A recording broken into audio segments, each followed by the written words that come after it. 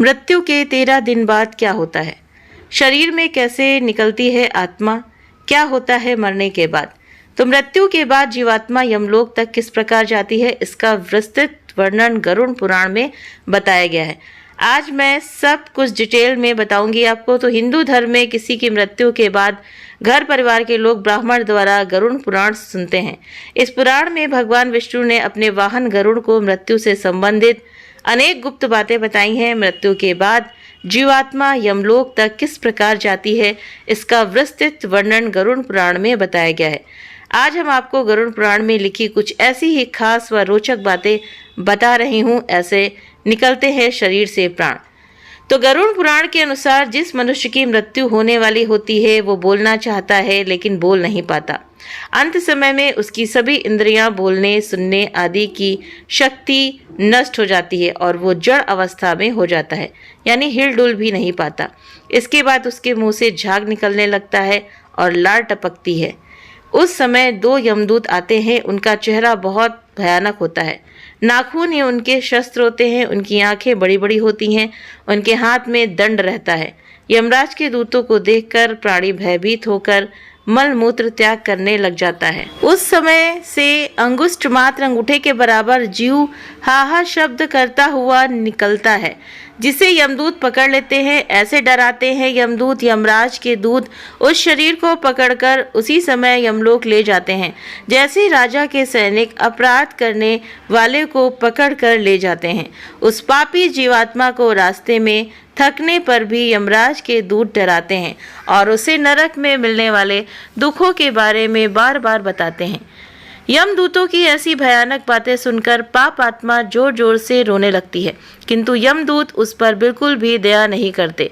इतना कष्ट सहती है आत्मा। इसके बाद वो अंगूठे के बराबर शरीर यमदूतों से डरता और कांपता हुआ, कुत्तों के काटने से दुखी हो, अपने पापों को याद करते हुए चलता है। आग की तरह गर्म हवा तथा गर्म बालू पर वो जीव चल नहीं पाता है और वो भूख प्यास से तड़पता है। तब यमदूत उसकी पीठ पर चाबुक मारते हुए उसे आगे ले जाते हैं। वो जीव जगह जगह गिरता है और बेहोश हो जाता है, फिर उठकर चलने लगता है। इस प्रकार यमदूत जीवात्मा को अंधकार वाले रास्ते से यमलोक ले जाते हैं। इतनी दूर है यमलोक। गरुड़ पुराण के अनुसार यमलोक 99,000 योजन वैदिक काल की लंबाई मापने की इकाई है। 1 योजन बराबर होता है 4 कोस, यानी 13 से 16 किलोमीटर है। वहां यमदूत पापी जीव को थोड़ी ही देर में ले जाते हैं। इसके बाद यमदूत उसे सजा देते हैं। इसके बाद वो जीवात्मा यमराज की आज्ञा से यमदूतों के साथ फिर से अपने घर आती है। तृप्त नहीं होती आत्मा घर आकर वो जीवात्मा अपने शरीर में पुनः प्रवेश करने की इच्छा करती है, परंतु यमदूत के बंधन से वो मुक्त नहीं हो पाती और भूख प्यास के कारण रोती है। पुत्र आदि जो पिंड और अंत समय में दान करते हैं, उससे भी प्राणी को तृप्ति नहीं होती, क्योंकि पापी लोगों को दान श्रद्धांजलि द्वारा तृप्ति नहीं मिलती। इस प्रकार भूख प्यास से युक्त होकर वो जीव यमलोक जाता है, इसलिए करते हैं पिंडदान। इसके बाद पापात्मा के पुत्र आदि परिजन यदि पिंडदान नहीं देते हैं तो वो प्रेत रूप हो जाती है और लंबे समय तक सुनसान जंगल में रहती है। गरुड़ पुराण के अनुसार मनुष्य की मृत्यु के 10 दिन तक पिंडदान अवश्य करना चाहिए। उस पिंडदान के प्रतिदिन 4 भाग हो जाते हैं। उसमें 2 भाग तो पंच महाभूत देह को पुष्टि देने वाले होते हैं, तीसरा भाग यमदूत का होता है तथा चौथा भाग प्रेत आत्मा खाता है। 9वें दिन पिंडदान करने से प्रेत आत्मा का शरीर बनता है।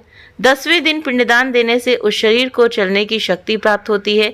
ऐसे बनता है आत्मा का शरीर। शव को जलाने के बाद पिंड से अंगूठे के बराबर का शरीर उत्पन्न होता है। वही यमलोक के मार्ग में शुभ अशुभ फल को भोगता है। पहले दिन पिंडदान से मूर्धा यानी सिर, दूसरे दिन से गर्दन और कंधे, तीसरे दिन से हृदय, चौथे दिन के पिंड से पीठ, 5वें दिन से नाभि, छठे और 7वें दिन से कमर और नीचे का भाग, 8वें दिन से पैर, 9वें और 10वें दिन से भूख प्यास आदि उत्पन्न होती है। ऐसे पिंड शरीर को धारण कर भूख प्यास से व्याकुल प्रेत 11वें और 12वें दिन का भोजन करता है। 47 दिन में आत्मा पहुंचती है यमलोक।